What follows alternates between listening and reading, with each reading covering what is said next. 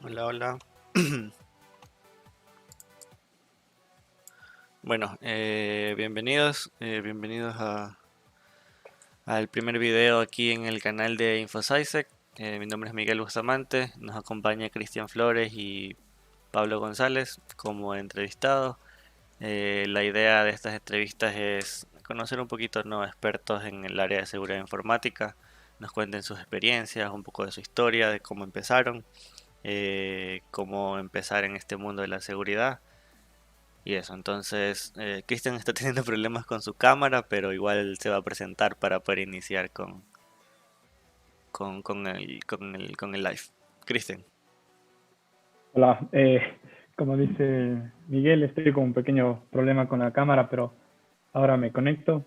Bueno, para mí me da mucho gusto arrancar el día de hoy con esta serie de entrevistas en InfoSysec y sobre todo con una persona que tuve el gusto de conocer durante mi maestría y de la cual he aprendido mucho, como es Pablo González. Y más bien espero que estos videos les ayuden a todas las personas que están viendo esto, primero a hacer comunidad y segundo a aprender e inspirarse un poco de lo que otras personas han vivido en su historia, y creo que siempre es bueno escuchar esto, aprender sobre todo de personas como Pablo, que nos sirven para inspirarnos y entender un camino en esto que es la seguridad.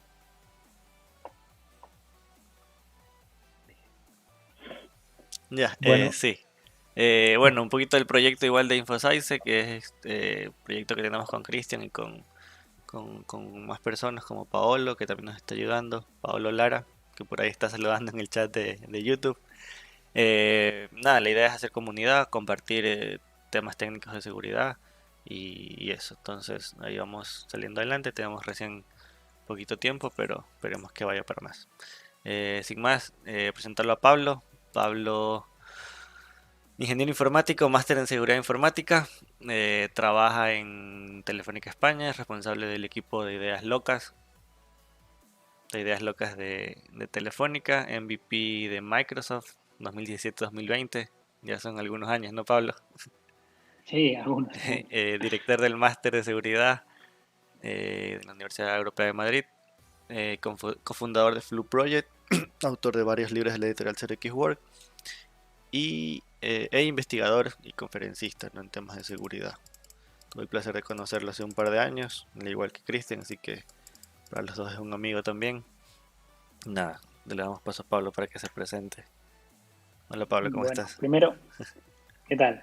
Buenos días allí en Ecuador y buenas tardes aquí para nosotros en España. Bueno, por lo primero agradeceros la invitación, ¿no? Y es un honor por ser el primero que abre esta serie de vídeos, de entrevistas, que seguro que hacéis muchas, ¿no? He visto el proyecto que habéis montado recientemente, lo he seguido desde hace unas semanas y me parece muy interesante, ¿no?, que os hayáis juntado para hacer comunidad, para difundir conocimiento, para ayudar a otras personas a introducirse en este maravilloso mundo, ¿no? Y bueno, hay cosas en vosotros también que, con la diferencia de años, ¿no?, pero me han recordado, viendo un poco vuestras ganas y conociendo, ¿no?, en persona a Cristian aquí en España, y a Miguel le conocí primero en Colombia y luego en Argentina también. Sí, ¿no? Sí, Estuvimos en sí. Colombia y en Argentina. Entonces, bueno, he visto mucha motivación, muchas ganas de ayudar a otras personas, de hacer un blog, que eso conlleva también un aprendizaje día a día por vuestra parte, de seguir ciclando en todo esto que os gusta, que es la seguridad informática. Así que me he visto un poco reflejado hace unos años en vosotros.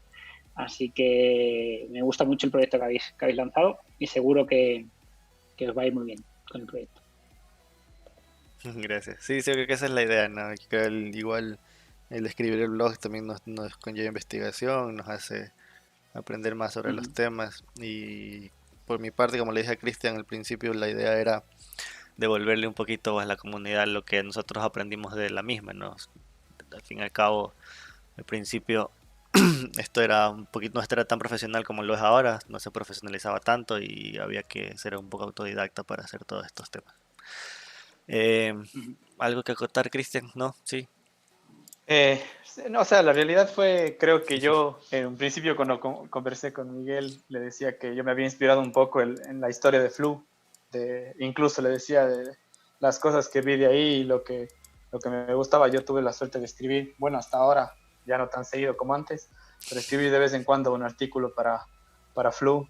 Y creo que en ese sentido, cuando estaba con Juan Antonio, me contaba un poco de la historia, cómo fue Flu, etcétera, y creo que eso al final te inspira y dices, bueno, esto se hizo aquí ya creció, creo que en España ya es muchísimo más grande, ya es mucho más comunidad, ya es incluso todo un ámbito ya más profesional, hay de todo, creo, y aquí en Ecuador donde estamos empezando. Entonces dije, esto me inspiró un poco, me gusta esta idea, y por qué justo me contacté con Miguel, porque creo que cruzamos en el camino en ideas similares, y la idea era, ¿por qué ir separados si al final, si vamos juntos, quizá tenemos mayor alcance, mejores ideas, etcétera? Y bueno, esa fue la idea, cómo nació esto. Sí, y Pablo fue quien nos juntó, ¿no? Pablo fue el que nos puso en contacto.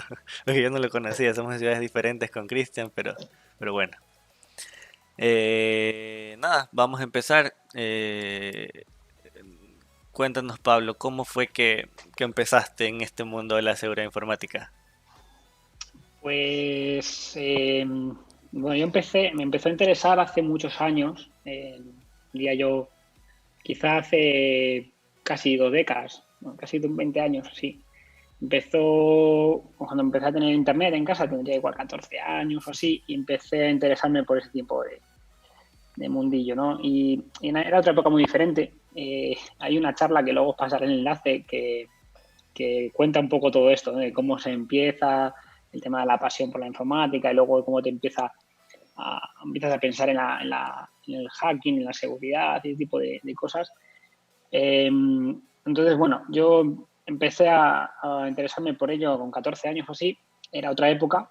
Nos conectábamos directamente con el módem, o sea, no había ni router, o sea, era pre-router, para que os hagáis una idea un poco Sí, sí. Yo de los también me años conecté con él. que os digo. La información era muy escasa, había, bueno, páginas contadas, había información en un formato muy diferente ahora. Ahora tenemos la suerte de que hay muchísima información al alcance de cualquiera que quiera introducirse en este sector. Pero bueno, ahí empecé a interesarme por ello. Luego ya llegué a la universidad con 18 años, me desinteresé un poco por ese tema, así que estuve como 2-3 años interesado, luego lo dejé un poco de lado, y luego cuando ya estaba acabando la universidad, pues volví a retomar porque acabé entrando en una empresa que se llama Informática 64, donde, bueno, pues había un montón de personas que estaban especializadas en ello, y entonces pues empecé otra vez a retomar aquello que me interesaba, ¿no? que me había interesado de más adolescente y que había dejado un poco de lado, pues bueno, por diversas razones. Y entonces pues ahí empecé otra vez a retomarlo, y hasta hoy, o sea, directamente hasta hoy. Es un poco el paso de cómo empecé a interesarme aquello. Sí, o sea, como dices, ¿no? Hace tiempo, como también lo mencioné al principio, era muy complicado, no había mucha información como la hay No, ahora. Aunque también es un problema, era porque también escoger lo que sirve y lo que no sirve es un complicado. Era muy diferente, exacto, era muy diferente. Había que probar muchas cosas. Es verdad que había canales de IRC donde bueno, pues había cosas interesantes, pero había páginas donde podías encontrar también diversas aplicaciones.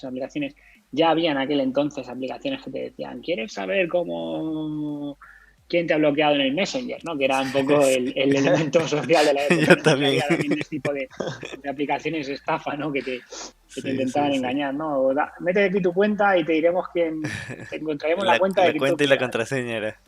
Sí, o sea, esas cosas existían, ya te digo, hace 2 décadas, pero, pero bueno, era otro mundo. Sí. Cristian. Sí, sí, justo me hace acuerdo, yo hace una semana y media, más o menos, estuve con Nico Weisman, igual en un live que nos contaba su vida, y él contaba algo similar. Ahora como que tienes mucho a la mano, más bien es como siéntate y escoge, y en ese tiempo sí que era complicado, o sea, era muy, muy complejo todo esto. Claro, la diferencia Cristian, la diferencia es que hace 2 décadas o hace 15 años, 20 años, todo lo que había lo intentabas consumir porque tenías la posibilidad de consumirlo.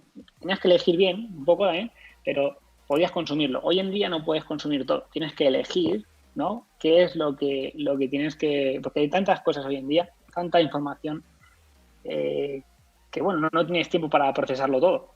Pero en aquella época todo lo que caía en tus manos le echabas un ojo porque no había tanto, ¿no? Y era más difícil de conseguir. Hoy en día abrimos un buscador, hacemos búsquedas y encontramos un montón de información sobre un tema concreto.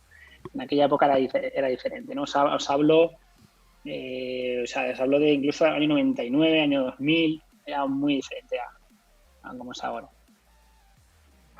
Recién empezaban los CVs, el registro es de 1999. O sea, Sí, imagínate tú. Era pre-Google incluso. pre-Google. El Altavista me acuerdo de ese tiempo.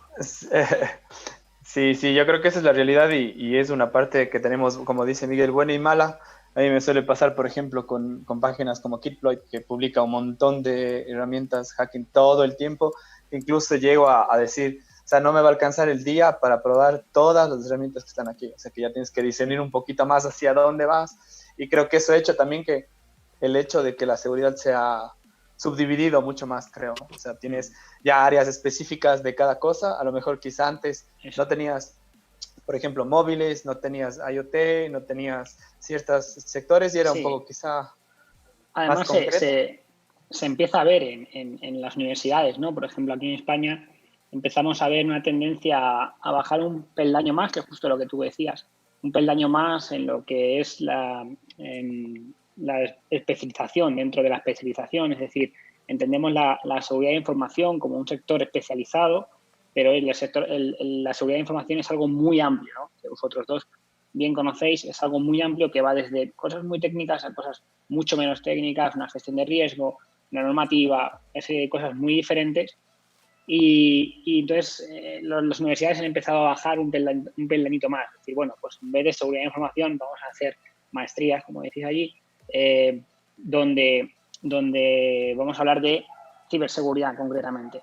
O incluso ya hay algunos casos en los que dicen vamos a hacer maestrías de seguridad ofensiva, vamos a hacer maestrías de forense, vamos a hacer cosas ya muy especializadas dentro, es que es un poco la especialización dentro de la especialización. Y es que el sector ha crecido muchísimo. Hay mucha gente que al principio pensaba, ¿no?, que la seguridad informática pues son 3 personas que están allí, pues un poco la visión que había hace unos años del informático. Si nos paramos a pensar en el informático incluso mucha gente lo sigue pensando, yo creo, por desgracia. El informático era una persona que hacía de todo, sabía de todo relacionado con ordenadores. Es decir, un informático muchas veces lo alineaban con el Excel, pero también te podía programar una aplicación de lo que sea o hacerte un diseño gráfico de lo que sea. O sea, al final era aquí en España se veía mucho así ese perfil, ¿no? Era como el informático es todo, ¿no? Y realmente no, hay un área de especialización dentro de la informática, es un campo muy, muy, muy amplio, ¿no?, como vosotros sabéis. Y en el caso de la seguridad de información es exactamente lo mismo. Lo que pasa es que la seguridad de información es una especialización dentro de la parte de la informática, pero dentro de la seguridad de información hay muchísimos campos y hay mucha especialización también interna.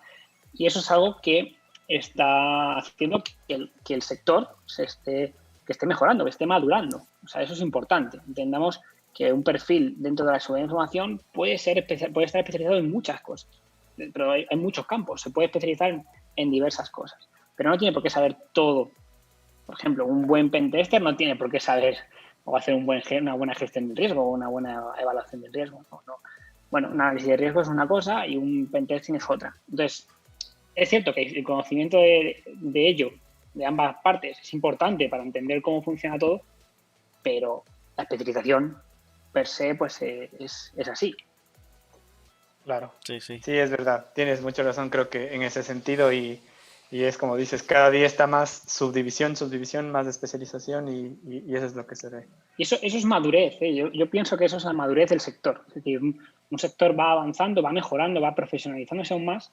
Cuando eso ocurre, esos caminos van creándose, esas ramas diferentes se van haciendo cada vez más profundas. Eso es una profesionalización del sector y eso es una madurez, es un nivel de madurez en el que estamos llegando en el campo de la seguridad de la información, pues bastante amplio. Claro. Ahora, Pablo, pasamos con la siguiente pregunta y es, ¿cuál es la ruta que tú recomiendas para la gente que quiere empezar en seguridad? Pero a ver, yo entiendo que aquí hay muchas ramas, muchas rutas como lo comunicamos y lo que yo digo es, la ruta que tú recomiendas creo que la que más llama la atención es la de pentester, por ejemplo. ¿Cuál crees que sea la ruta que tú recomiendas seguir para un pentester?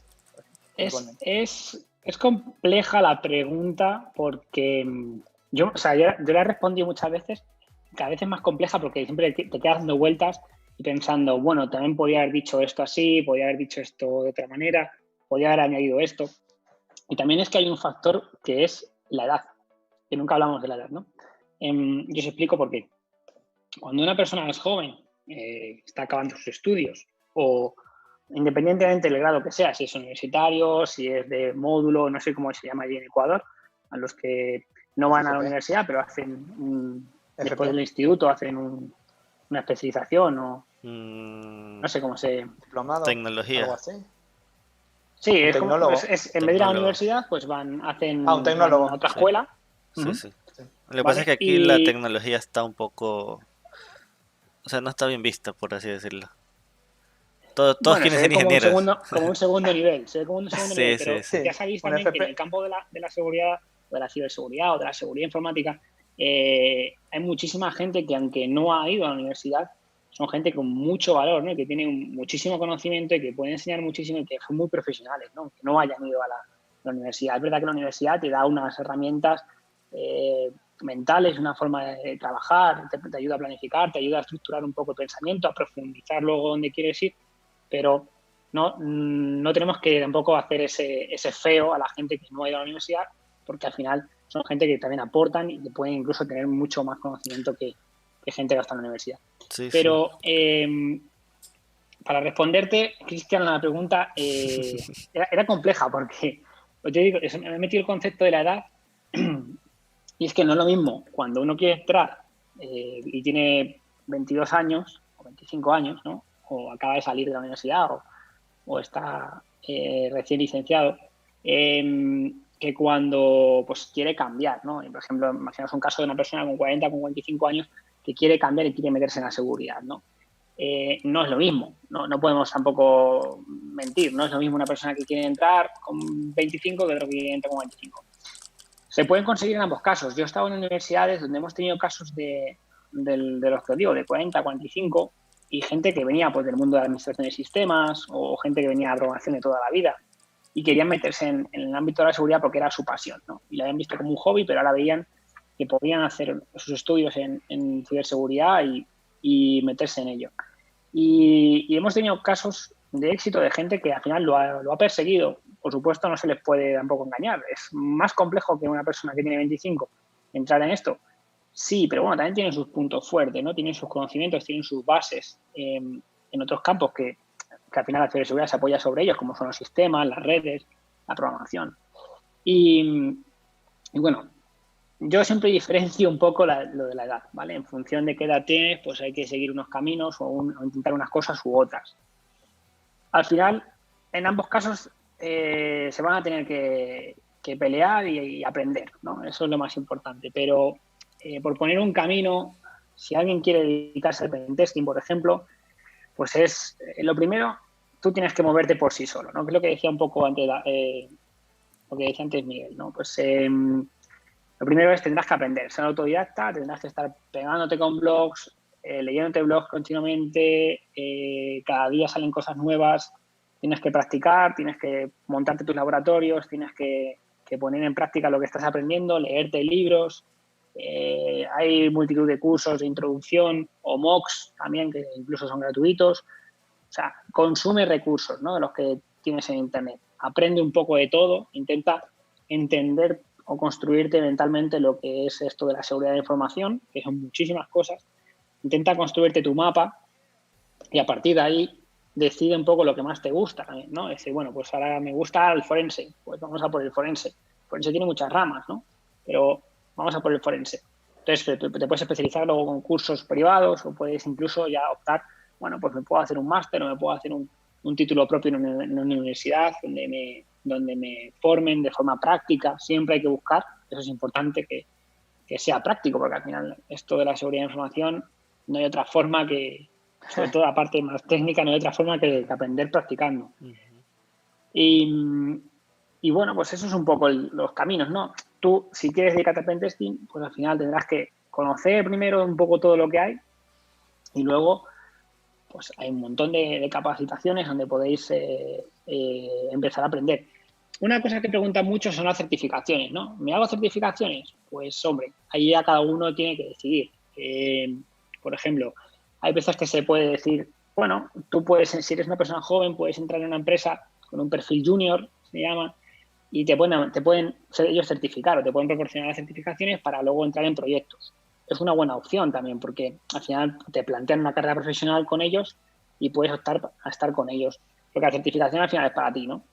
Pero luego, si también tienes esa inquietud y quieres sacarte una certificación para dar ese paso tú de primera, pues también está bien, ¿no? Pues un CH o un SCP. Yo creo que el SCP quizá es más práctico en lo que es el examen y bueno, pues, pero bueno, el CH también está bastante bien.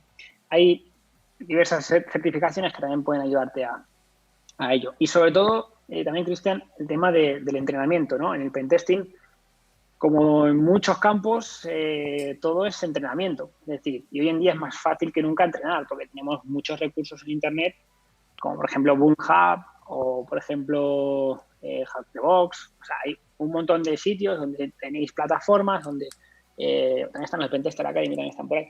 O sea, tenéis un montón de sitios donde tenéis acceso a redes privadas, que tienen máquinas, que tienen retos.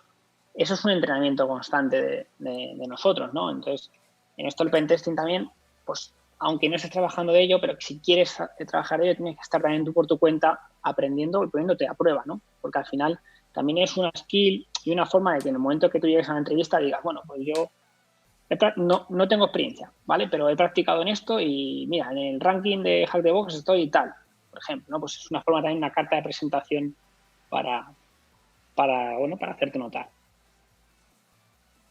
Sí, creo que concuerdo mucho con lo que dices y sobre todo esta última parte creo que está empezando a tener repercusión ya en todo el mundo, no solo aquí. Bueno, aquí en Ecuador existe ya un grupo incluso que es Hack the Box de Ecuador, mucha gente que ingresa, que aprende y te da un poquito de visión de, por lo menos mantenerte, como dicen, ahí en práctica de todo. Sí, si incluso, bien no estás en yo ahora me veo vídeos también bueno, están los posts, que hay gente máquinas que se quedan antiguas o máquinas que hay en otras plataformas que no sean Hack the Box, que hay un montón de gente ya que genera máquinas y recursos, etcétera.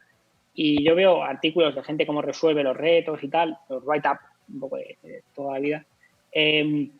Pero incluso ahora ya te lo hacen en vídeo, ¿no? O sea, tú ya estás viendo a gente, ¿no? En canales de Twitch o YouTube, sí, lo he visto. donde te lo están resolviendo y te están enseñando, ¿no? Es una forma también de aprender y es algo muy interesante porque al final es una forma diferente de aprender, pero que evoluciona y que está también alineándose con las nuevas generaciones. Al final son más de consumir vídeo que de leer artículos. Bueno, pues está genial también. Es una forma. Tenéis que hacer un canal también vosotros, ¿eh?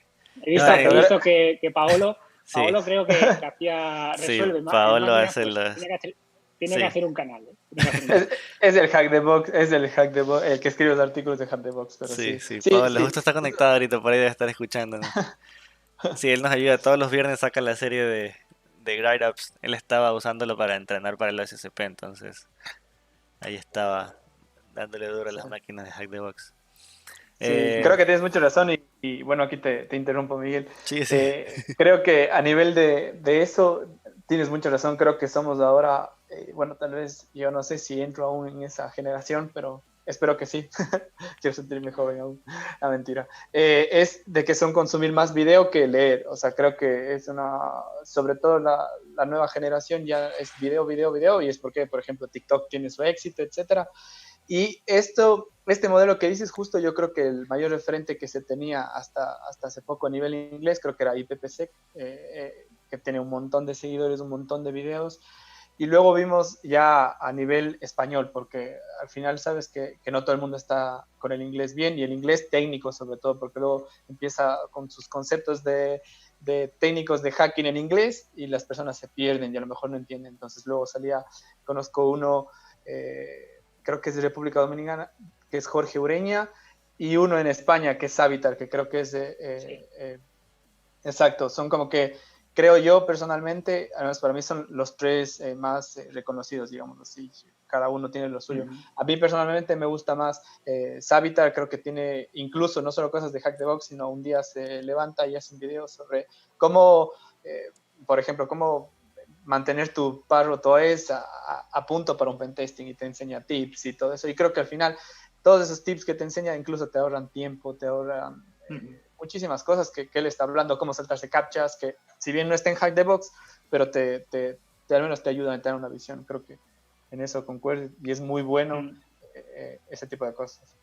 Sí, hace como, yo creo que como 8 o 9 años había una web que se llamaba, creo que era, no recuerdo el nombre bien, creo que era Sec de Security Tube, era como un YouTube, pero de vídeos de seguridad, ¿no? Y yo creo que de ahí pasaron luego al modelo, igual me estoy equivocando, igual estoy mezclando cosas, pero creo que luego pasaron un poco al modelo de cómo acabó aquello siendo Pentester Academy. Sí, Creo que tienes toda la algo razón. tenían que ver. Yo lo seguí. Creo que sí, que tenían, el SecTube era como el YouTube de los vídeos de seguridad, y ponían un montón de recursos ahí abiertos, era como un YouTube, pero solamente de vídeos de seguridad técnicos. Y luego creo que aquello fue evolucionando, o sea, y hablo de hace una década, ¿no? Que esas cosas ya se pensaban así, que el aprendizaje también tiene que ir por allí, porque es una forma, y ahora mismo con la generación que hay actualmente, sí, desde luego es una forma en la que se llega a mucha gente y se enseña a mucha gente, ¿no? Sí, sí. Lo del que decías de la edad también, o sea, no lo había visto así porque yo empecé también muy, muy jovencito, entonces para mí fue como ir tocando de todo un poco, ¿no? De todos los temas de seguridad que iba saliendo, iba queriendo aprender, entonces, pero sí, sí, supongo que es diferente para las personas que ya están con más edad, ¿no? Y que quieren cambiarse de rama, o que siempre han sido, qué sé yo, Sí, programadores. al final el aprendizaje Miguel, es el mismo. Tengas 25, Ujú, tengas 45, pero las circunstancias no son las mismas. Yo te digo porque sí que hemos visto esto en los másteres, ¿no? Las circunstancias en la persona de 45 hay veces que pues tiene sus pros, pero muchas veces tiene otros contras, ¿no? Es ujú. decir, pues por la edad, no se le da igual las mismas oportunidades, o también tiene cosas buenas, ¿eh? Pues tiene experiencia, tiene cosas de valor, pero también tiene más responsabilidades, ¿no? Pues suele tener una familia, suele tener una serie de cargas Claro, que claro. hacen que no puedas estar dedicando tanto tiempo, que Ujú, no puedas... Es diferente, es diferente. Pero luego lo que es el aprendizaje, él tiene que aprender, ambos casos tienen que aprender lo mismo. Al final ujú. ¿no? Pero las circunstancias también afectan en las personas. Te vas dando cuenta cuando vas cumpliendo años y cómo la vida va cambiando. La vida son fases, podemos decir, nos ponemos filosóficos, pero sí, es así, Sí, es la y vida. también es interesante que menciones lo de la universidad, ¿no? Que yo creo que al menos en el campo tecnológico es donde más se ve que no necesariamente se contrata gente con título, sino que se ve más por las habilidades. Yo creo que es también por la juventud de las personas que trabajan en esto, ¿no? Se inicia muy joven, vemos gente muy, muy jovencita. Yo leí el otro día un estudio que hacía promedio de edad de programadores en 31 años, que el promedio para otras carreras era muy, muy bajo, ¿no? Muy, muy joven las personas que trabajan en esto. Entonces, tú como profesor de universidad también que no, que se les dé valor. También se veía hace tiempo que Google ya dejaba de pedir, por ejemplo, títulos para contratar personas, ¿no? Ya lo obviaban un poquito. Eh, Nada, entonces seguimos con la siguiente pregunta. Cuéntanos un poquito de cómo fue la etapa en Informática 64, ¿no? Yo le he escuchado, lo sigo a Chema hace mucho tiempo y muchas veces te menciona, ¿no? En esa etapa que fue muy importante para él y supongo que para ti también, donde salieron muchas ideas, salió la foca, salió muchas herramientas que bueno, dieron paso a lo que hoy es Eleven Paths. Así que cuéntanos cómo fue esos Pues inicios es en... una etapa diferente, por ejemplo, a lo que hemos vivido después con Telefónica, porque son en etapas muy diferentes y de diferente tamaño también las empresas, ¿no? En Informatica 64 yo entré en el año 2009, hasta el 2013, mediados, que ya cuando pasamos a Telefónica. En Informatica 64 lo bueno que había allí es que era como una pequeña familia todo, ¿no? Porque al final era una empresa pequeñita donde había gente con un gran conocimiento, había gente muy joven también que quería conocer, que tenía muchas ganas de conocer. Ahí estaba yo en ese grupo, ¿no? De poder aprender lo máximo posible, de poder capturar todo ese conocimiento y además teníamos lo bueno de que el conocimiento fluía, es decir, nadie se guardaba nada para él, es decir, todo el mundo enseñaba a todo el mundo, ¿no? Entonces, cada día que tú ibas allí ibas a estar aprendiendo constantemente cosas. Entonces, y además aprendías de cosas que te interesaban, con lo cual siempre es mucho más sencillo un aprendizaje así. Cuando tú estás motivado a aprender sobre un campo, pues es mucho más fácil si te gusta ese campo, ¿no? En Informática 64 no había, podemos casi decir que no había 2 días iguales, que eran cosas que cada día era una aventura nueva. Había veces que estabas haciendo auditorías, otras veces que te podía tocar hacer una consultoría o podías estar dando una formación o escribiendo un libro, ¿no? Al final, incluso los libros también salían un poco de allí. O sea, que era constantemente hacer muchas cosas, ¿no? Pero yo recuerdo esos días pues con la lagrimita que se dice, ¿no? Con la nostalgia de que me lo pasé muy bien. O sea, yo aprendí muchísimo. Yo o sea, el tiempo pasaba rapidísimo, no estabas mirando. Yo recuerdo compañeros de la universidad, ¿no? Que pues están en empresas grandes, trabajando en sus primeros trabajos. Y ellos pues sí que miraban, ¿no? Pues el horario, ¿no? Decían, pues yo de tal a tal hora, tal. Y yo tengo el recuerdo de que no es que trabajáramos más, sino es que no mirabas el reloj o no tenías esa sensación de estar trabajando muchas veces, sino estabas haciendo algo que te gustaba mucho y eso era porque estabas constantemente aprendiendo. Era la facilidad, por eso he dicho lo de la pequeña familia, ¿no? Porque era con todo el mundo, de todo el mundo podías aprender cosas. Y además yo me quedé con buenos recuerdos, con buenos mensajes de muchos compañeros, ¿no? Que te decían, que te daban consejos. Y yo tenía 22 años cuando entré allí y claro, esos consejos al final te los guardas y ahora con perspectiva, yo ya, bueno, han pasado 11 años, 11 años, sí. Entonces, con perspectiva tú ves y dices, sí, qué razón tenía esta persona cuando me dijo esto o qué razón tenía este otro cuando decía esto. Y bueno, pues la verdad que fue un tiempo muy, muy bueno. También se hacían herramientas, como has dicho tú antes, Miguel, lo de la foca, y había un montón de herramientas que iban saliendo. La foca es la más conocida, también estaba la InFoca.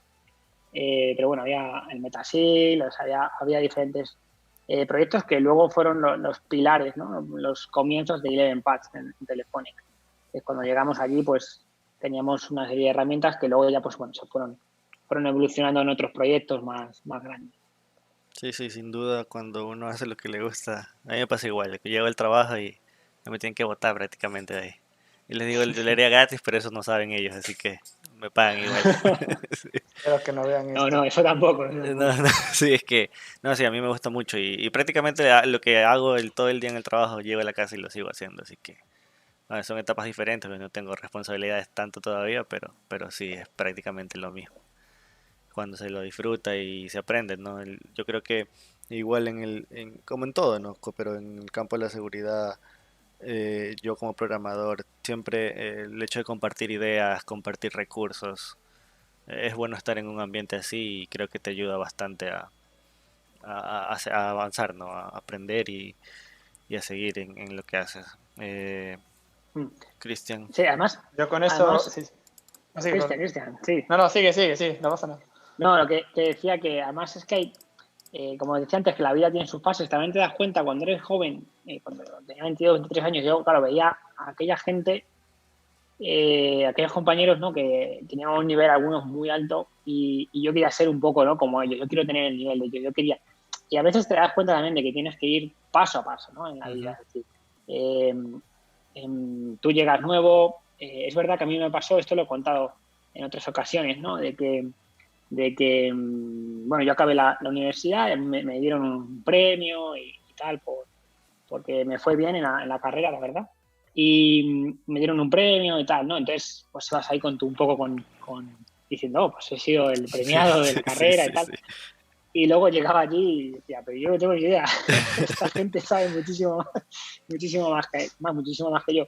Entonces, claro, eso también es algo bueno que me ocurrió porque me hacía estar con los pies en el suelo, ¿no? Porque a veces que dices, bueno, se te puede ir la cabeza, te han dado un premio, te han reconocido como que era el mejor expediente, tal. Ya, pero la realidad era otra. La realidad es que yo iba allí y mi premio no valía.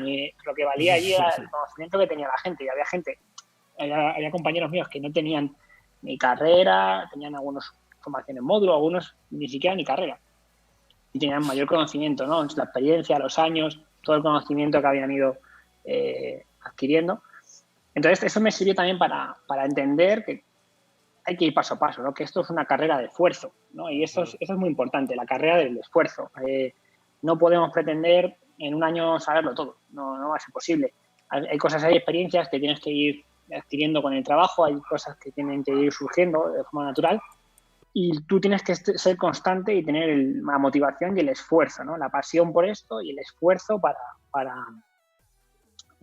es tu herramienta, el esfuerzo para poder ir creciendo y al final ir consiguiendo tus metas, tus éxitos con el tiempo, ¿no? Porque hay veces, yo esto lo digo porque sí que he conocido casos, ¿no? De gente muy joven, con mucho potencial, pero que caen en esos pequeños errores, no se han dado cuenta todavía de eso, ¿no? Y yo ya me di cuenta muy pronto de que al final es, bueno, tienes que ir paso a paso, hito a hito, en tu carrera Sí, profesional. sí.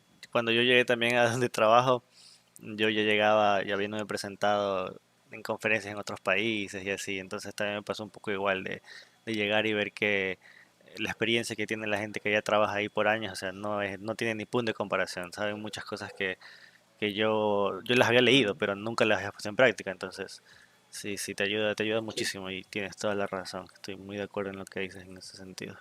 Sí, yo creo que más bien Cristian. escuchando tu historia, Pablo, me hace un recorderis a mi etapa en Links y creo que entramos mucho en razón ahí. Lo que pasaba es que como es un grupo pequeño, bueno, estábamos en la oficina todos, no es como estar, como tú dices, mis compañeros de la universidad llegaban, no quiero ir a trabajar, me explotan, estoy cansado, no, yo no puedo, etcétera, etcétera, y es como que no me gusta el trabajo, a diferencia de que yo llegaba feliz y decía, qué bien, o sea, si pudiera trabajar el sábado también, para mí estar en Cero Links no era un trabajo, o sea, básicamente yo iba a aprender, a disfrutar, a, a aportar lo que podía, a aprender mucho y creo que en ese sentido te entiendo totalmente, yo también disfruté un montón y creo que fue una etapa muy buena en mi vida y como dices, como pasó justo con Pablo, que fue, bueno, mi director de mi trabajo de fin de TFM. máster, el TFM sacamos bueno, salió un CV por ahí, bueno, al final el CV, como saben, era un fallo de seguridad, reconocido por el MITRE, etcétera, estábamos todos felices, y yo llegaba a la oficina y recuerdo que Juana justo me dijo, qué bien, tenemos a alguien que sacó un CV, pero si yo me sentaba a comparar con ellos, aunque yo tenga el CV, ellos sabían un montón más que yo, y eso hacía que yo no esté charoleando, como dicen, o estar ahí, mira, tengo un CV, nada, el CV, todo bien, se acabó, pero pie sobre la tierra porque al final tenías gente con muchísimo nivel, gente con Sí. muchísimo conocimiento y que, Un, caso Diego un, León, que yo me acuerdo. un factor importante siempre también es la humildad, ¿no? Que es otra cosa que se tiene que trabajar, que generalmente se trae de casa, ¿no? Es una de esas actitudes que la gente tiene que traer de casa, pero que también la vida tú vas conociendo gente, vas viviendo experiencias, vas conociendo y al final, pues ves que la humildad siempre es algo bueno, ¿no? de disponer, porque al final siempre habrá gente que sepa más que tú, siempre va a ocurrir esto y bueno, pues esto es un poco, ¿no? Esto es un consejo, ¿no? Este es un momento consejo para... Momento consejo. Sí, yo creo que es muy bueno y realmente eso es algo que aprendí ahí y creo que esa experiencia me ha ayudado. Esos meses que estuve ahí, que fue casi 8 meses, la verdad es que no fue mucho, bueno, pero me dieron una experiencia y un todo, creo que más me ha significado en mi vida en general, ahora quién soy y quién aspiro a ser a futuro.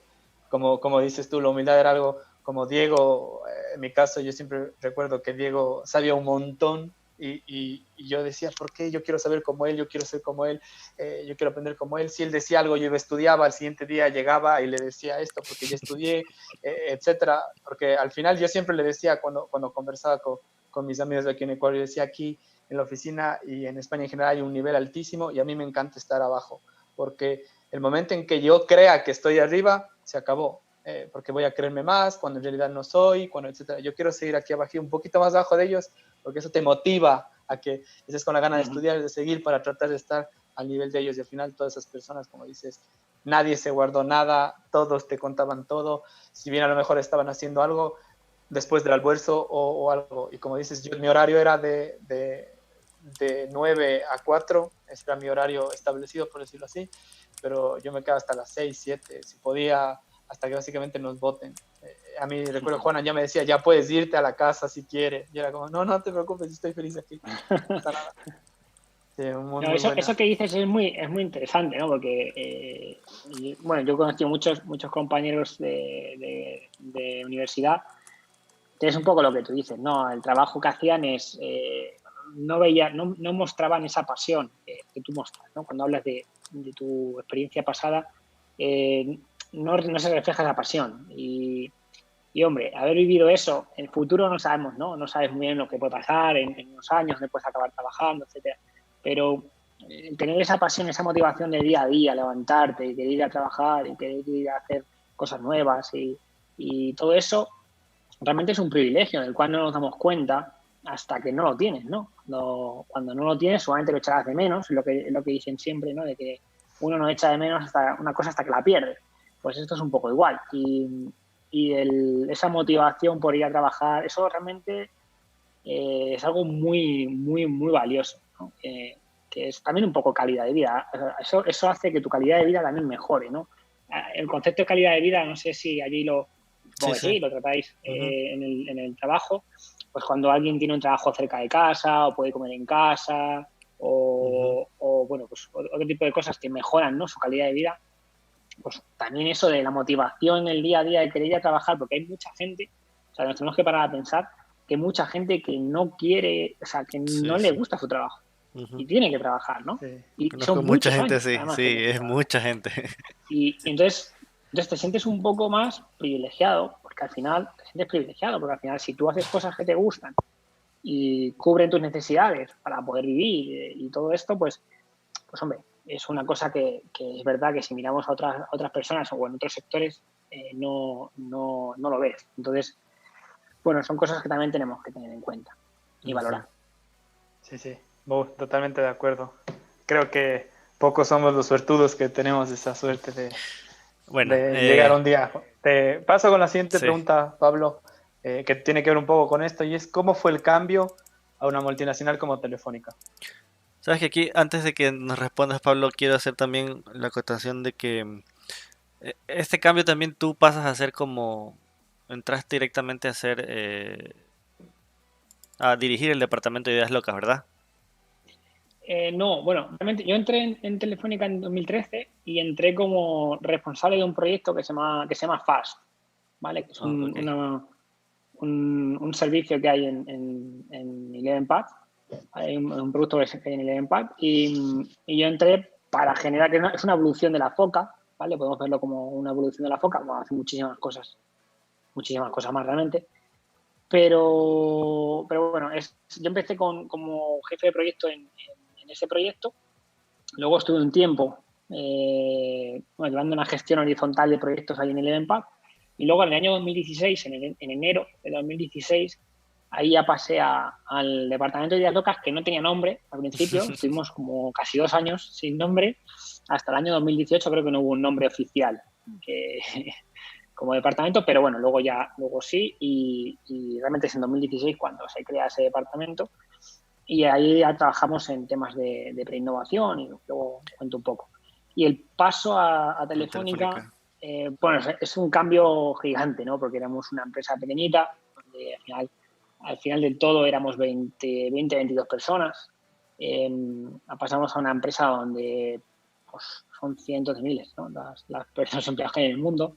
Incluso allí donde nosotros estamos trabajando hay como unos 12, 15 mil personas. O sea, son muchísima cantidad de gente.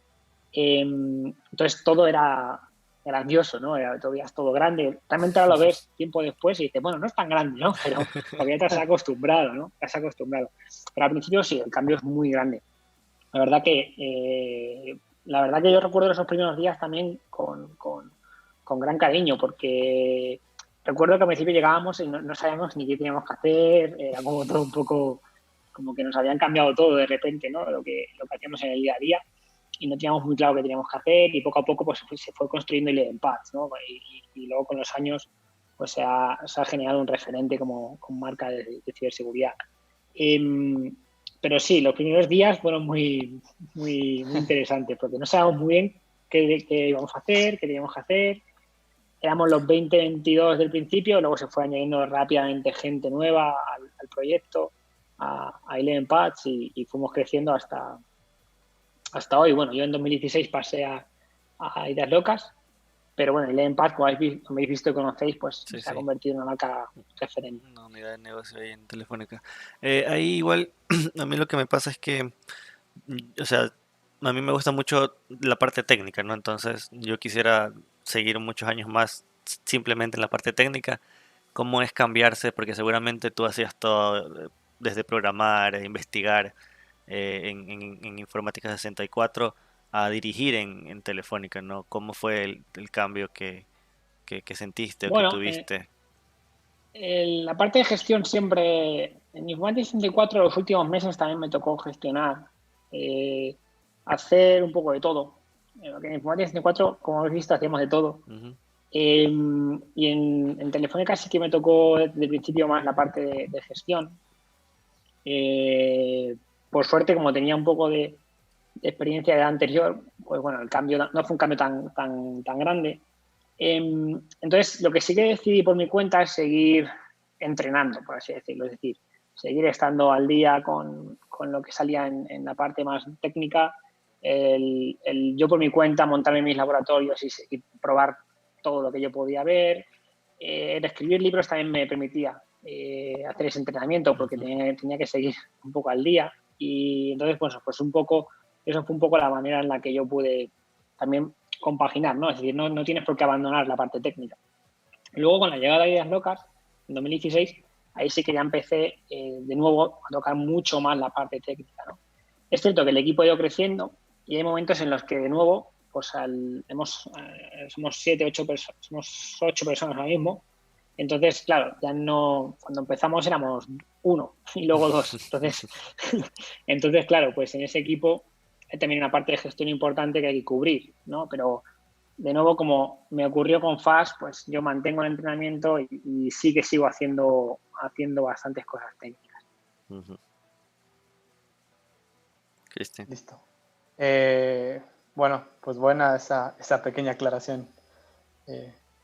Y genial, porque al final yo lo veía como vienes de una empresa, que al final es como dices, como amigos, son toda una familia, todo, y pasar a una multinacional, sí que debe ser un cambio, pero bueno, buena la acotación. Y aquí sí, entro en una pregunta. Fue Que un sí, gran cambio, pero para bien. Un buen cambio claro. para bien. Yo una pregunta que siempre le hago a todo el mundo, que está ya un poquito en la parte más directiva, digamos así, y es, ¿qué talentos? O sea, porque supongo que haces entrevistas para gente que quiere entrar al equipo, o al menos estás en ellas, y es que, ¿qué talentos, qué habilidades, tanto blandas como técnicas, etcétera, tú buscas en un perfil que quieres que entre a Ideas Locas? Pues De paso, cuéntanos también hay que diferenciar. primero, primero la idea, o sea, lo que hacen en Ideas Locas, ¿no? Porque... En Ideas Locas. Bueno, Ujú. primero cuento Ideas Locas y luego Sí, contesta sí. Cristian, vale. Sí, perfecto. Pues Ideas Locas es un departamento, es una especie de laboratorio, ¿vale? Donde nosotros podemos decir, entre comillas, que jugamos con la tecnología. Es decir, ¿qué es esto de jugar con la tecnología? Nosotros probamos diferentes cosas ideas que vamos teniendo, o bueno, también que tiene Chema, porque tenemos una relación directa con Chema. Vamos probando esas ideas y vamos viendo hasta dónde se pueden llegar con ellas, ¿no? Es cierto que tenemos una visión también del área donde nosotros nos encontramos dentro de Telefónica, entonces cuando hacemos productos y servicios podemos idear cosas nuevas para esos productos y servicios, podemos también tener ideas totalmente diferentes, nuevas, disruptivas, que puedan acabar siendo una patente, por ejemplo, o también parte de nuestro trabajo es esa difusión que hacemos de la tecnología que generamos allí hacia el exterior, ¿no? Pues a través de congresos, charlas, artículos, vídeos, lo que sea, ¿no? Entonces, como veis, lo primero es un equipo donde hacemos muchas cosas, ya os he dicho, mejoras de productos y servicios, patentes, difusión tecnológica, ¿vale? Y bueno, pues no nos aburrimos, como veis. Y respondiendo a Cristian con el tema, la pregunta era, Cristian, la de qué las habilidades, ¿no? Sí. Técnicas y blandas, porque creo que la gente se olvida un poco de De eso las también. blandas, que son No las más solo, importantes. solo la gente dice que tiene que ser un loco pentester, pero luego hay que saber que... Hay que saber estar en equipo, ¿no? Sí, exacto. Pues cuando nosotros, por ejemplo, hacemos entrevistas, sí, hacemos entrevistas y me toca, pues ya desde la época de Informática 64 me tocó alguna entrevista que otra, y uno va, yo creo que con el tiempo vamos aprendiendo mucho también, ¿no? Se aprende mucho. Hay que diferenciar, hay que hacer una bifurcación en el caso de los perfiles, porque no es lo mismo que estés buscando un perfil por ejemplo, para una persona que puede tener una beca, o una persona que va a entrar con poca experiencia a un puesto, o una persona que va a entrar que se requiere más experiencia, ¿no? Ya son perfiles diferentes y también lo que se busca en ellos es diferente. Por ejemplo, una persona nueva que entra con una beca o que entra en un puesto junior, ¿no? Pues muchas veces lo que se busca más es esa actitud positiva, es decir, esas actitudes no tan técnicas, sino un poco la predisposición de la persona, ver un poco cómo es su forma de trabajar, cómo es su relación con la tecnología, cómo son esas skills que le pueden diferenciar de otra persona que tenga por los mismos estudios, por ejemplo, ¿no? Por ejemplo, tú encuentras una persona que le gusta ir a eventos, pues tú estás viendo que se interesa por lo que va a trabajar. Una persona que tiene GitHub, donde publica lo que él programa, porque a él le gusta programar, hace proyectos, hace cosas y los publica en GitHub, por ejemplo, pues está viendo un interés, una actitud muy positiva, algo que no es fácil detectar porque hablamos de actitud con C, no aptitud con P, no son cosas técnicas. Entonces, por ejemplo, también una persona que pues dice, pues a mí me gusta, se han montado, yo qué sé, podcast para hablar de tecnología. O sea, son cosas, ves, como que tienen inquietudes y hay una serie de cosas que tienen mucho valor para mí, ¿no? Que es esa motivación, ese querer avanzar y querer aprender y no es una persona que te va a llegar allí, te va a hacer su trabajo y ya está, que no tiene ganas de no sé, para mí eso, una persona que dice, yo hago de 9 a 18, está muy bien, o sea, es el horario que tiene que hacer, perfecto, lo tienen que hacer los dos, pero luego si no tiene pasión por lo que hace, no está motivado por lo que hace, pues me falta algo, no sé si me entendéis. Sí, sí. Uh-huh. Y luego en la parte técnica, yo, por ejemplo, una persona que entra a hacer una beca o que entra con un perfil junior, pues se le pueden, lógicamente, pues puedes decir, oye, yo quiero que si va a la parte de ciberseguridad del equipo, pues tiene que tener conocimientos de esto, ¿no? Lógicamente no se espera que sea esté especializadísimo, ¿no? O sea, es una persona que va a aprender también, un poco, que vas a tener que formarlo, ¿no? Pero que al menos, gracias a detectar que es algo que le motiva, tú sabes que el aprendizaje de esa persona va a ser mucho más rápido, mucho más eficiente, porque está motivado. Sin embargo, si tú metes a una persona que no tiene motivación por nada, el aprendizaje de esa persona podrá ser también bueno, pero tardará más, no será del todo eficiente, no va a ser igual. Una cosa que se me ha olvidado antes comentaros es que el equipo de Ideas se divide como en dos áreas. Tenemos la parte de ciberseguridad y la parte de inteligencia artificial, porque trabajamos diferentes proyectos. Somos un equipo multidisciplinar, un equipo pequeño, pero multidisciplinar. Y tocamos muchos campos diferentes. Entonces, incluso también estamos con el tema del IoT, ¿no? De la IoT. Entonces, intentamos tocar muchos palos, entonces intentamos que las personas que van accediendo al equipo, pues tengan cierta especialización en cada rama. Entonces, claro, hay gente que sabe de ciberseguridad, pero de inteligencia artificial igual no conocen mucho, ¿no? Pero bueno, ahí está un poco nuestro trabajo también, el alinear a la gente para que se puedan hacer trabajos conjuntos y proyectos conjuntos, ideas conjuntas. Qué bueno. Bueno, tienes mucha razón en esto y es algo que yo nunca lo había tomado en cuenta hasta que me tocó las entrevistas de trabajo y todo. Y sí que las habilidades blandas son importantes. Yo he visto reuniones o entrevistas en algunas empresas en las que tuve mis entrevistas de trabajo y te dicen como hay gente que viene con 7 años de experiencia, un perfil espectacular, conocimiento en seguridad altísimo, pero al final no sabe hablar, no trabaja en equipo, no sabe comunicarle a un directivo lo que está diciendo, así que poco nada aporta a la empresa. Sí, hay veces que pasa ese tipo de cosas, Cristian. Por ejemplo, se puede dar circunstancia de que tú tengas que explicar algo a un directivo o a alguien que tiene muy poco tiempo para ti y tú no sepas pasar del lenguaje técnico al no técnico, ¿no? No sé. Ese tipo de cosas con la experiencia se van aprendiendo.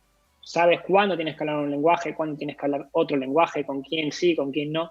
Y ahí eso al principio, pues, sobre todo nos pasa en diferentes perfiles. Eso no es una cosa de la edad, porque sigue habiendo gente con 40 que seguramente le pase lo mismo, pero es una cosa también que yo creo, es una opinión mía, que es algo que se tiene que trabajar también, ¿no? Cuando tú tienes a una persona enfrente y tienes muy poco tiempo para contarle algo, tienes que hacer una síntesis y tienes que a veces romper el lenguaje técnico. Es algo que, por ejemplo, nosotros en el máster que tú has hecho en la Universidad Europea, hemos hablado de informes técnicos e informes ejecutivos. Hemos hecho un trabajo o un ejercicio de, no, el ejecutivo por aquí, el técnico por aquí. Y a veces se nos olvida eso. El ejecutivo no es un técnico, ¿vale? Generalmente no es un técnico, puede serlo, pero no. Entonces hay que hablar otro tipo de lenguaje. Esas son habilidades, como decís, blandas, ¿no? Son esas skills como el trabajo en equipo, ¿no? Saber trabajar. Yo siempre digo también, yo creo que esto mucha gente estará de acuerdo, mejor una serie de gente buena que trabajen en equipo y que den armonía y que haya un buen ambiente a una persona que sea muy, muy, muy, muy, muy buena, pero que no haya trabajo en equipo, que no genere ese buen ambiente de trabajo, que es fundamental también para el día a día. Una discusión que tenemos siempre con mi jefe, que siempre estamos buscando gente y más que la habilidad siempre se busca lo que dices, ¿no? Ese tipo de habilidades que son un poco más importantes. Igual, al menos acá en Ecuador hay un déficit, ¿no?, de profesionales en seguridad, así que prácticamente que toda la gente que contratemos va a tener que aprender, ¿no? Entonces, si no tiene esas habilidades que mencionas, es muy, muy complicado. Entonces, sí, así mismo es. Em, ¿Alguna cosa, Cristian? ¿No? No. Sí. Bueno, ¿cómo ves, Pablo, en estas épocas de COVID? ¿Cómo ves la actualidad de la seguridad informática? Bueno, yo creo que ha habido dos vertientes que, bueno, quizá haya más, me puedo dejar ahora. Pero así me viene nuevamente ahora. Tenemos, bueno, por supuesto, los ataques de phishing, ¿no? En engaños, que también han proliferado en esta época. Las estafas también, las ciberestafas. El phishing ha proliferado y luego el tema de la exposición, ¿no? Al menos, por ejemplo, aquí en España, una de las cosas que ocurrió, imagino que en Ecuador parecido, es que cuando se da el estado de alarma, pues los días después empieza a generarse muchísimos nuevos elementos accesibles de Internet, donde no dan tiempo a montar VPN, se montan escritorios remotos, donde los escritorios remotos no tienen igual la configuración de seguridad adecuada. La exposición de las empresas crece de repente hacia el exterior y eso, bueno, pues pone también un poco el foco de la seguridad sobre ellas. Había algunas empresas que no estaban preparadas digitalmente para esto, ¿no? Podemos decir que ninguna empresa puede estar preparada, o no sabía si estaba preparada, ¿no? Pero ha habido muchas empresas, yo creo que la mayoría, que han respondido bien, ¿no? Que estaban preparadas sin haber hecho esto nunca antes, porque esto fue una cosa que nos ha venido nueva, pero ha habido algunas empresas que sí que no estaban preparadas digitalmente y que han tenido que montar ahí en pocos días su infraestructura externa para que sus empleados puedan teletrabajar y ese tipo de cosas. Y eso a veces, pues esas prisas, seguramente poniendo el foco, O bien la seguridad. no tendríamos una buena seguridad. Sí, no tendríamos una buena seguridad. Imagínate y luego el tema que... Sí. O sea, aquí tú lo mencionas allá en un país desarrollado como España, imagina acá en Latinoamérica cómo fue, ¿no? Fue un... Sí, por suerte aquí yo creo que no ha habido tanto, ¿no? O sea, ha habido... Lo que pasa es que, claro, cuando empieza a haber ese tipo de cosas, pero por ejemplo, yo creo que la mayoría de empresas estaban preparadas y han respondido bien. Ya podemos decirlo que en estos 3 meses se han respondido bien, la gente ha podido teletrabajar, ha podido hacer todo correctamente, pero los modelos que hay de infraestructuras hoy en día, pues soportaban además la carga, o sea, estaba todo bien dimensionado. Sí, pero ha sido igual acá más o menos las empresas que estaban preparadas son aquellas que están en el mundo tecnológico, ¿no? Empresas de desarrollo, telefónicas, telecomunicaciones, eran las que más estaban preparadas, pero sí fue como o sea, estuvieron obligadas, ¿no? A pasar al mundo tecnológico y a contratar servicios que no tenían, seguridad y todo ese tipo de cosas.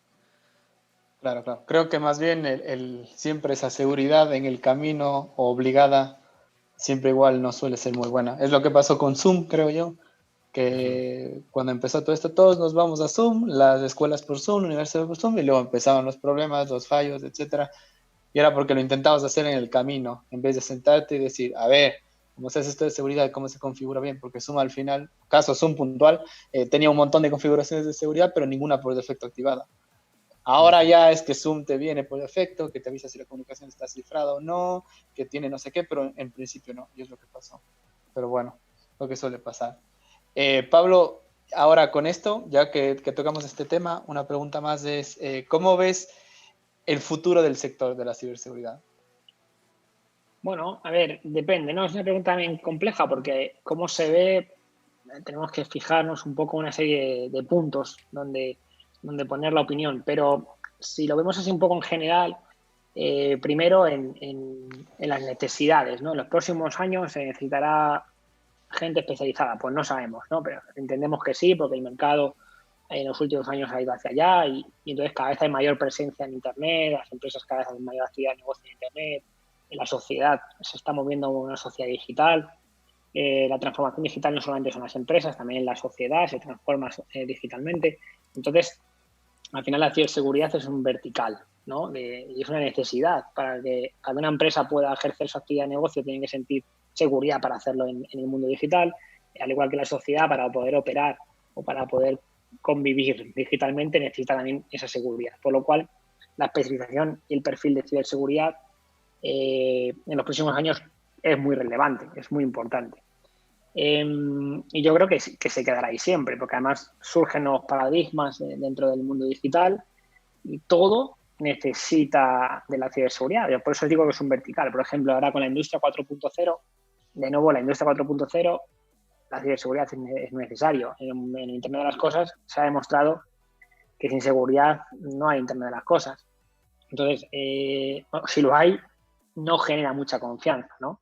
Entonces, en los próximos años, demanda de profesionales seguro, pero vamos, que yo no puedo decir tampoco eso, porque bueno, no soy adivino, pero se ve que por lo que parece sí. Y luego en lo que tecnológicamente creo que me llama la atención es la aplicación de la inteligencia artificial en muchos procesos, ¿no? De la ciberseguridad. La Bueno, automatización, ¿cómo la ves?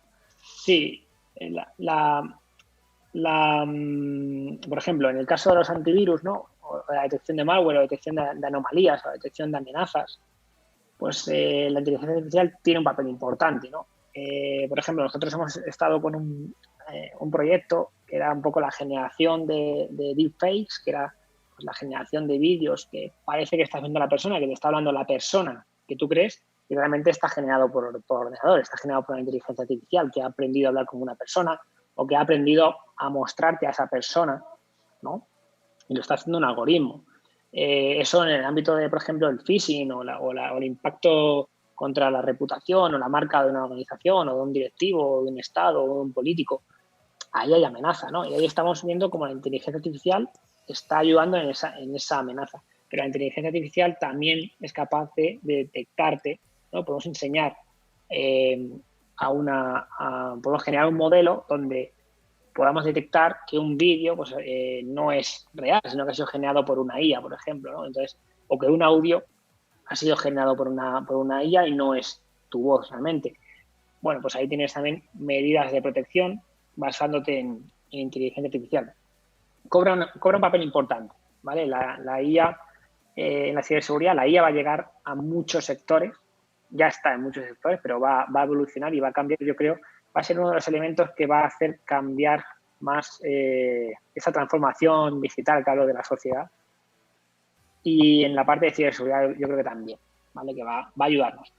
Hay gente preocupada diciendo, bueno, nos va a quitar el trabajo. No creo que lleguemos a tanto. Alguien Es tiene que más, mantenerla. alguien tiene que enseñar, ¿no? Sí, sí. Pero eso yo no lo sé y no lo creo.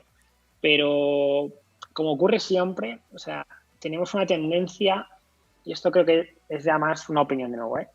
Tenemos una tendencia a creer que el mundo es estático. Es decir, hace 100 años existían unos trabajos, ¿vale? Que ya no hoy en existen. día pues ya no existen, ¿no? Pero si nos paramos a pensar nosotros en los trabajos que hemos vivido, en los 20 años, 30 años, 40 años que hemos vivido, pues decimos, no, es que no detectamos tampoco muchos trabajos que hayan desaparecido, no pensamos, no nos acordamos de ellos, ¿no? Pero han desaparecido tipos de trabajos en 40 años también. Lo que tenemos que entender es que el trabajo al final podemos pensar que es como la energía. A veces se destruyen unos trabajos, pero se generan unos nuevos trabajos, ¿no? No sé si en la misma proporción, espero que sí, porque si no, no sería un poco mal, ¿no? Eso, pero es decir, lo que tenemos que ser es dinámicos. No vivimos en un mundo estático, vivimos en un mundo dinámico. Hay cambios, ¿vale? Hay cambios. Entonces, tenemos que entenderlo de esta manera. Sí, sí. Creo que así mismo es. Ya un poquito para terminar, Pablo, cuéntanos, proyectos de Pablo González, personales, proyectos personales tuyos. Veo que tienes el proyecto de My Public Inbox, cuéntanos un poquito de él. Han retomado ya hace algún tiempo el proyecto de Flu Project y los libros, tus libros. ¿Vas a sacar algún otro Sí, mira, libro? My Public Inbox es una plataforma, bueno, no es un proyecto mío, yo tengo una cuenta allí, Mm. pero es una plataforma donde al final lo que se busca es, bueno, que no tengas que dar tu correo a cualquiera, sino que al final tú tengas un buzón público donde la gente pueda escribirte allí y tú, bueno, pues puedas consumir tu tiempo en responderles, etcétera, ¿no? Lo que ocurre, o uno de los casos de uso con My Public Inbox es pues, que al final tú tienes un volumen de correos, puedes tener un volumen de correos alto en el que hay gente que te consulta diversas cosas, tiene inquietudes, te quiere consultar cosas técnicas y tú estás empleando un tiempo en contestarles que, bueno, pues te puede llevar incluso un rango de minutos o pues, si tienes mucho volumen, pues podrías irte a alguna hora incluso de tu día, ¿no? Entonces eso es un tiempo que tú estás dejando de invertir por ejemplo, en familia o en otro tipo de actividades. Entonces, pues al final, con My Public Inbox es un poco como, bueno, pues te envían un correo, un mensaje a través del buzón público, pueden contactar contigo, pueden contactar con, pues hay un montón de tipos de personas, ¿no? Hay gente, hay actores, hay directores, hay deportistas, hay de todo, hay gente del mundo de la ciberseguridad y bueno, pues tú puedes contactar con un montón de gente para consultarles cosas invirtiendo muy poquito, además, ¿no? Porque al final es como, bueno, pues un poco por invertir en el tiempo de esa persona, ¿no? Agradecer a esa persona que te está dando su tiempo para poder contestar. Es un proyecto pues interesante. Luego, el proyecto de Flu Project, que se ha vuelto a revivir, como ha comentado antes Cristian también, pues realmente Flu Project nunca dejó de existir. Desde el año 2010, desde diciembre del 2010, está ahí el blog. Y es verdad que hemos tenido un tiempo ahí de parón porque no teníamos tiempo para darle cariño al blog, y ahora, pues gracias a Juan Antonio y a todo el equipo de él, pues el blog ha revivido bastante, ¿no? Y incluso hicimos un evento online a principios a finales de marzo, que se llamaba Flucon, y bueno, estamos ahora bastante vivos, ¿no? Con el blog, está retomando temas muy de actualidad, temas interesantes, de nuevo difundiendo conocimiento y con más gente detrás que nunca, que eso también pues da muchos puntos de vista y enriquece sobre todo el conocimiento que se proporciona a la gente. Y luego en tema de libros, bueno, pues en enero se publicó el último, que es el de Empire, ¿vale? Es un libro dedicado a Empire, a la herramienta de pentesting, y donde se enseña pues desde lo que es Empire, de cómo se construye, de cómo hacerte un plugin para Empire, un poco cómo utilizarlo, destripamos en la herramienta, y luego hay un capítulo donde hablamos de nuestra herramienta Ibonsel también, que es una herramienta que se hizo en el equipo de Ideas Locas y que también pues tiene algunas similitudes con Empire y que bueno, también es interesante. Le damos un capítulo a la herramienta, y el libro de Empire está disponible en la editorial de Zero Peace World, así que lo podéis. Y ahí en Ecuador se distribuyen a través de Área 51. Sí, la sí, empresa Área yo 51. los distribuyo acá. Justo estaba saludándonos en el chat hace rato. Bueno, y para terminar este año, con lo complicado que está, cuéntanos conferencias, talleres que tengas programados. Pues hace unos días estuve hablando con Gabriel Vergel, en la radio en Chile, Ujú. en Radio Demente, en el programa que tiene Gabriel. Allí ya comenté que habíamos hecho una herramienta en el equipo de Ideas Locas llamada ATT Pound. Es una herramienta donde se implementan tácticas y técnicas de la matriz ATTCK del Mitre, ¿vale? Que está ahora muy de actualidad con la emulación de adversarios. Es una herramienta para emular adversarios de forma controlada en una organización, y tiene ciertas características que ya desvelaré. Y bueno, pues esta herramienta va a ir, ha sido aceptada en el Arsenal de Black Hat de P6 2020. Es una pena que no podamos estar físicamente allí, pero bueno, lo haremos virtual. El evento de Black Hat será virtual, así que ahí estaremos con la herramienta. Y para nosotros es un honor el poder estar de una forma u otra en uno de los eventos más importantes. Y bueno, luego eventos, hay algunos más. Tenemos también cerrado en Italia, hay uno que no sabemos si podremos ir físicamente, es en noviembre. Allí en Latinoamérica, pues está en Honduras en octubre, hay uno online. Yo se voy online, eso sí. Había en Paraguay este mes, yo tenía que ir en Paraguay. Este mes no voy a poder ir a Paraguay.